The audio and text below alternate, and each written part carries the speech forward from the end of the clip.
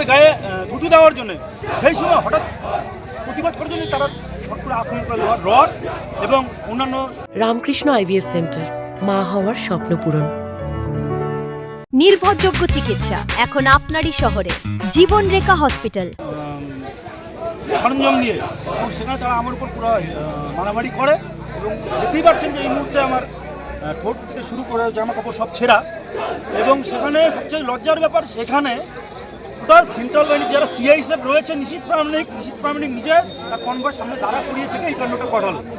আমরা বুঝে গেছি যে তাদের পায়ের তলার মাটি সরে গেছে। আজকে এই জন্যই তারা শান্ত মাথা বাঁধা অশান্ত করার যে চেষ্টা করছে।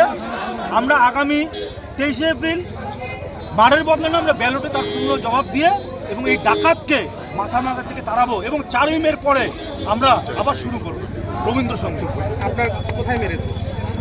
আপনার দিকে টোটাল রড দিয়ে আমার পিঠে মারে এবং আমার জামা ছিঁড়ে আমার ঠোঁটের মধ্যে হিট করে, মাথার মধ্যে মারে, ঘিরে ধরে। যাই হোক, আমাদের আরেকজন কর্মী আছে যারও হাতে মেরেছে। সম্পূর্ণ মিথ্যা অভিযোগ। আজকে আমরা আইন মেনে অনুমতি নিয়ে 9, 10, 11 নম্বর ওয়ার্ডে 85 যখন আমরা ফিরছিলাম, তৃণমূলের কর্মীরা সেখানে তাদের ওখানে জমায়েত হয়ে আমাদের শান্তিপূর্ণভাবে যারা কর্মীরা ফিরছিল তাদের উপর অসভ্যভাবে গালিগালাজ করা, ঢেলাঢিলি করা, এইসব করে আমাদের কর্মীদের উপর তারা টর্চার করে এবং সম্পূর্ণ মিথ্যা অভিযোগ করছে তারা।